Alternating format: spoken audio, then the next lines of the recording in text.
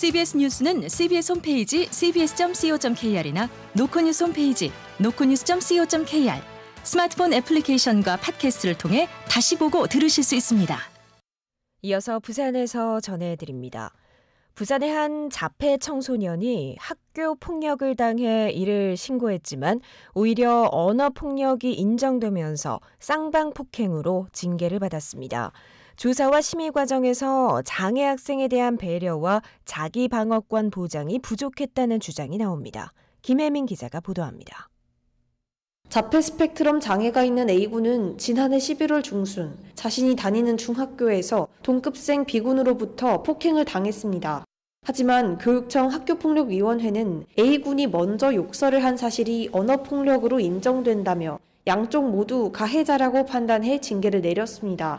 A군 부모는 자폐 스펙트럼 장애의 특성이 제대로 고려되지 않았다며 거세게 반발했습니다. 타인과 상호작용이 어려운 상황에서 A군이 왜 욕설을 했는지 단순한 비난이 아닌 들었던 말을 계속 반복하는 반향으로 욕설을 한 것은 아닌지 등이 전혀 확인되지 않았다는 겁니다. 또 다른 사람의 도움 없이 학교에서 혼자 진술서를 쓰는 등 조사 과정에서도 적절한 조력이 없었다고 부모는 울분을 터뜨렸습니다. 학폭위 심의 과정에서도 매뉴얼에 따른 특수교육 전문가가 심의위원에 포함되긴 했지만 A군의 입장을 제대로 전달하고 도와줄 조력자는 없었다고 주장했습니다.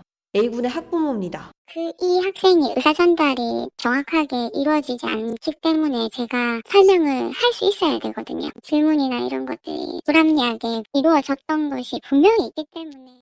이에 대해 학교 측은 A군이 의사표현을 스스로 할 수 있는 수준이라고 판단해 직접 진술서를 작성하도록 했다고 해명했습니다. 또 학폭위 심의위원 중에 전문가가 있었던 만큼 A군의 상황이 종합적으로 검토됐을 거라고 교육청은 주장했습니다. 이런 설명에도 장애 학생의 입장이 정확히 전달될 수 있도록 충분한 조력이 필요하다는 목소리와 함께 제도 개선 등 관계기관의 노력도 뒤따라야 한다는 지적은 이어지고 있습니다. CBS 뉴스 김혜민입니다. 60년 전 자신을 성폭행하려던 남성의 혀를 깨물어 중상해를 입힌 혐의로 징역형을 선고받았던 78살 최말자 씨의 재심 청구가 받아들여졌습니다. 부산고법 형사 2부는 최근 최 씨의 재심 청구를 기각한 결정에 대한 항고를 받아들여 1심부터 다시 재판을 진행하기로 결정했습니다.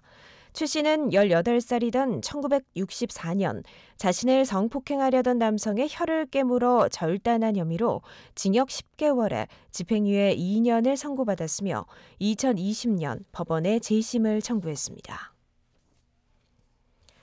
대법원 2부는 오늘 더불어민주당 이재명 대표를 흉기로 찔러 살해하려 한 혐의로 기소된 68살 김모 씨에게 징역 15년을 선고한 원심을 확정했습니다.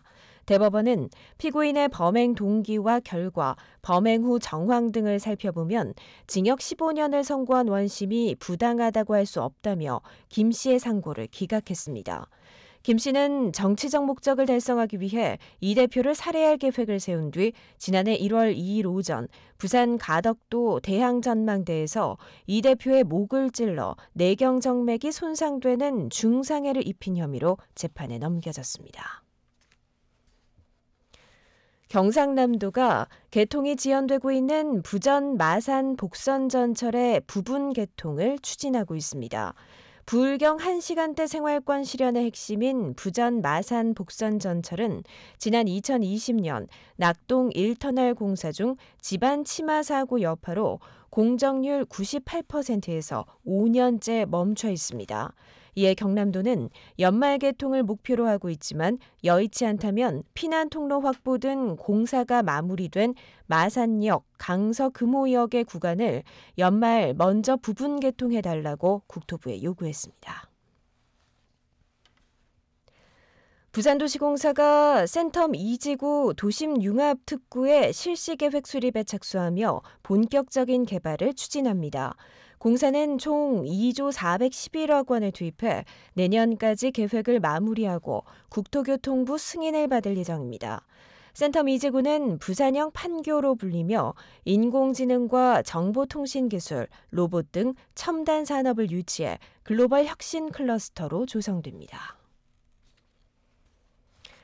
부산항 북항재개발 지역에 해양산업과 연구, 교육 인프라를 집적한 해양기관 클러스터가 조성됩니다. 해양수산부는 내일 오후 부산항 국제전시 컨벤션 센터에서 부산항만공사와 해양진흥공사 등 7개 기관과 업무 협약을 체결하고 내년 하반기 사업 착수를 목표로 구체적인 실행 방안을 마련할 계획입니다. 이를 통해 산학연 협력 체계를 강화하고 부산항의 해양산업 경쟁력을 높일 방침입니다. 끝으로 날씨입니다. 부산은 내일 대체로 맑은 가운데 낮 기온이 12도까지 올라 포근하겠습니다. 모레는 오후부터 5mm 안팎의 약한 비가 내리는 곳이 있겠습니다. 기상청은 대기가 차차 건조해지고 바람도 약간 강하게 불겠다며 산불 등 화재 예방에 주의할 것을 당부했습니다. 부산의 지금 기온은 6.6도, 습도는 25%입니다. CBS 저녁 종합 뉴스를 마칩니다. 지금까지 진행해 기술 차유진, 기자 정혜린, 아나운서 김장현이었습니다.